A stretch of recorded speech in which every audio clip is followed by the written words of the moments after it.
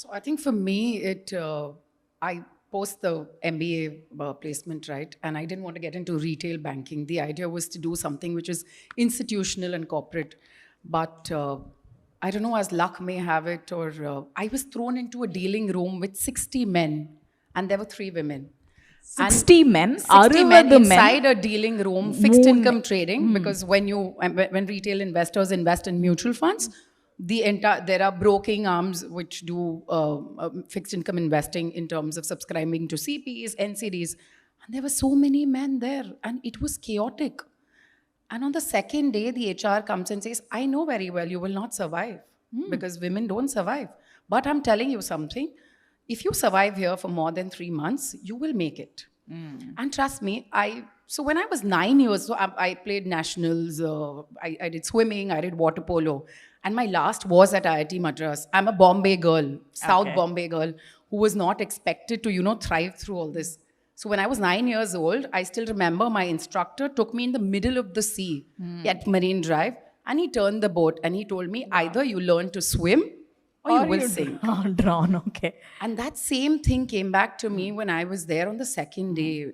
A young girl, I just listened to my brother's advice because, they said, get into the institutional spaces where you will get into investment banking. And that's how Bombay is, right? It tries to tell you that the exposure is large. But somewhere we're not taught that, with that exposure comes very, like, men who could be aggressive, dominating, and that's the space, right? And Bombay is a very large market. It's a huge platform for a lot of people to prove themselves. But yes, I survived. And I did that for I did that for 3 years. And then I went ahead and I questioned the person that I was reporting to. I said, today we're catering to very large clients. Why not go out to smaller cities, other cities, and see? And that's when Chennai actually happened to me. I keep telling, people ask me that why somebody from Bombay keeps coming to Chennai. But somewhere I see it's maybe one is my Janma Bhumi and one is the Karma Bhumi. Sometimes I feel that's the place I am always working. So from clients like MS Chola to a Royal Sundaram, which were our first clients in the fixed income investing space. Back then, that went on for 3-4 years. We were doing investments for them. And then comes when mutual funds, when there were AIFs kind of setting up in Chennai. And I get this call from somebody who is now also turned into the mutual fund space, but they did a sizable, large AIF setup. They said, we would want to, I know it's a very large desk in Bombay and you all do 1,000 crores of volume, but we would want to do a 2-3 crore. Anybody would have slammed down the phone saying, that's not. But I picked up from there and I realized that, there is so much of gap still existing. Why are we only catering to? So that's when the other journey in the same place that I was working for started of actually consolidating what the smaller players were actually looking out for. And then came into, somebody came to us for a 50 lakh investment, all of that. So then we started setting up a prop trading or a balance sheet, I must say, which catered that if in case you're doing a larger transaction, why not give it out to the retail investors as well? So, picking up Q, and that was also another client that was from Chennai. Interesting. So that's been the journey for me. And Chennai has been a part of your journey, though it's been part of my journey, and I keep throughout. So I flourished, I think, 11 years at one organization, and when Lighthouse Canteen, which is this place, and we're headquartered in Singapore actually, and they were wanting to come to India, and Bombay is where they first wanted to start. So I got a call, and the earlier organization, I had a lovely desk, I had a 20-member team, and they said, could you just come? But we don't have an office space. And I go back there. I joined. I had a 7-member team to come along with me. And I don't know if I say fortunately, unfortunately, only 2 of them came. Oh, okay. I go there. There were only 3 men. We had no office space. We were in a co-working space. One person here, one person there. And I'm like, shit, I have to start again. I'm like, again, a journey of starting. But yes, we kind of flourished 3.5 years. We're a 45-member team in Bombay. Super. We're 17 in Bangalore. Chennai is setting up the same situation in Chennai again. We're again a one-member team. Starting. Again, look back and I was like, again, I'm going to start. So yeah, that's been the journey. Journeys of starting up, right? So I think all three of you had a common point that some things might seem very by chance, accident, something comes to you. Like you also said, 2-3 கோடி ரூபா when you're dealing with 1,000 crore business 2-3 கோடி ரூபா எடுத்துட்டு யாராவது வந்தாங்கன்னா இப்போ நம்ம 1000 ரூபா வச்சு எல்லாம் பண்ணிட்டு இருக்கிறப்ப யாராவது 2 ரூபா 3 ரூபா கொண்டு வந்தாங்கன்னா we'll think about it like இதை போய் நான் எடுக்கணுமா, should I even take this, should I even set up a business with this. But when you take up opportunities that don't seem very obvious to you, very lucrative to you in the first sight, then it becomes huge, right? A huge part of your journey. It pivots your journey in some angle. To you, you are now into advisory also, and you advise HNIs, ultra HNIs. So, Amy, how do you look at women being in these rooms, right? Even from, because now we are all able to see ordinary middle class, upper middle class women giving even their ATM debit card to the men in their families, right? I see that happening in even my colleagues who are extremely well educated, right? They even manage money in their workspace, but their personal debit cards are with their husbands, with men in their family, right? That happens a lot. We all observe that. How is it when you're advising families of that scale? How are women in such families looking at money? What has been your experience? Yeah. So, which is actually very true because I do this for a living, and I meet HNIs, family offices, and I meet a lot of women, right? And trust me, there is this whole thing that we have a lot of self-doubt on ourselves only.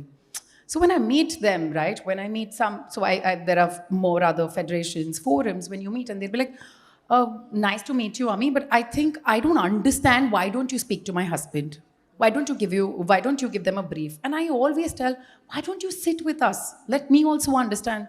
So, which is what I was telling her earlier also, that I am like this strong believer of, I am my own Lakshmi. So, and which is, I keep telling a lot of women, earning is not enough. Please take accountability of making that money grow for itself.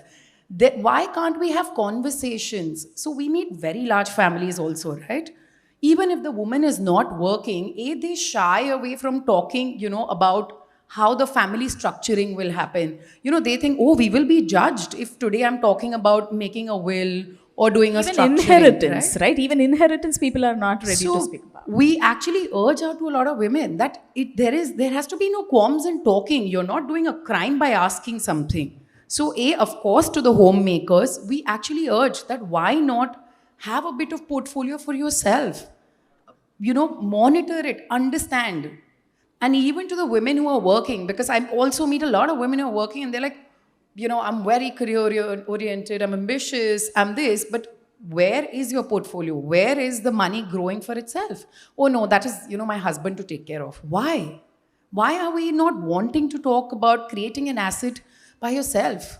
Right? I mean, even for my personal life, like I'm married to somebody in the field of finance, but both of us run our portfolios separately. I wanted a house. I said, I'm going to do this way. And now when I meet so many women, I actually take it upon myself. That's so what? Why can't we go out and talk about it? The only thing I've started noticing is maybe, finance is perceived to be complicated. It's just not. So as an advisor, when I meet a lot of women, I tell her that if I can put on pen and paper and even explain you what fixed income is, I think there will be success. If I can simplify something to you, I will become a better financial advisor. Makes sense. That's the only thing that I keep telling a lot of women. Do not doubt yourself. You have a lot of stigma. Why? Just take charge. Right. And many women, especially millennials, late millennials and Gen Zs also, I see, we understand much more complicated things. Think about shades of a foundation that you look at makeup, right? No man in this world can differentiate between an NC45 and an NC44.5, right? I don't think any of you can. But women are able to handle so much of complexity when it comes to other things. Why are we scared about, funds or any finance opportunities? We say, it is too complicated. We don't want to take that kind of a risk. Why? That is always a question, right? There are some, for example, compounding. It's a concept that is used in finance, right? This question I'll maybe ask Amy. We use many finance mental models, including, let's say, compounding. That's what Anu was also saying. If you don't have so many people, it doesn't compound over time and it doesn't give you returns. So what are some of the finance concepts that are applicable to women in their real lives also, in their career decisions, in, whatever decisions you make?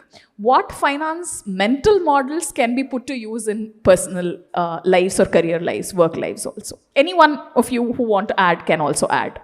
I think for women, for everyday life, right, more than mental models or something, I just feel that it's about having a little disciplined approach, right? We need to get our, the savings that we have, okay, into something which is more meaningful in terms of divert the savings into your SIPs. Gold has been, always a favorite for women, right? Divert that into something, divert that into either the Digi or ETFs or whatever, just the physical in this. So more than using any model or any like this, I just want to say that make that money grow for itself, right? Because there's only this much we can do ourselves, right? So when you are saving as well, make sure that saving leads into, instead of being in the savings account or at home or any other smaller way, that leads into a regular form of disciplined investing, right? Because that is where you will realize value and, and trust me, once it starts happening, right? Once you start seeing a corpus, now you are yourself will be motivated to do this. So somewhere women need to start taking a bit more seriously that I need to have a very disciplined approach. Month on month. Makes sense. So I think that is something Consistency. Yeah, consistency is a huge, important factor in anything, right? In your career, in your business, in and I investing. think women have been, whenever we're in the lending space, right? Women have been the whole fulcrum. I mean, we are saving mindset. Correct. We are the ones Always. who are protecting the house. So somewhere now from the saving mindset, move to a little bit of a growth mindset. Yeah. That is where you will yeah. progress. The True. mindset needs to change. True.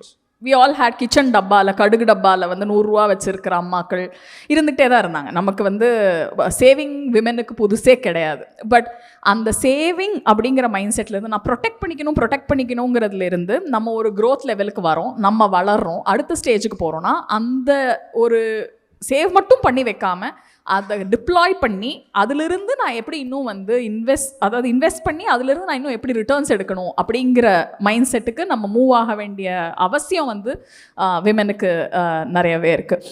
Right, was the opportunity of working for this organization, Lighthouse Canton. And, when the first year went by and with God's grace, we did very well. And there came a moment when I was said that, would you want to plow back whatever you've earned into a form of equity, right? And you shall get a bit of ownership. That's where I was in a little bit of, doubt. But I was one of the programs, and then, one mentor actually said that, I'll maybe stop you here. I don't know if everybody understood what she's saying. No, I will just or you can kind of simplify it once, I think.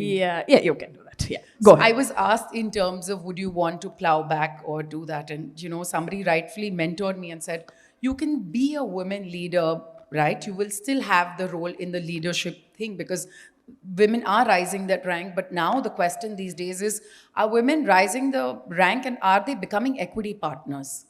Because the real wealth creation, because, the entrepreneurial journey can also begin working inside an organization when you kind of do a bit of role expansion into an equity partner. So what seemed risky to me back then, today seems that, good that I did plow it back. I put it back, took the ESOP, took the equity allocation. and then began this whole journey. So that is one of the things, because Super. the idea is to tell you that it's not only leadership, it's also how Skin in much the of game. equity partnership do you have in an organization. Yeah, makes sense. Okay. Anything that you want to add? Any of you? I think two very important things is understand what your ecosystem allows within the purview of family, because we got to respect, we're mothers, we're wives, we are daughters, we're daughter-in-laws. See what fits, right? Because they say when a VCP, all of that is pressurizing, it could be.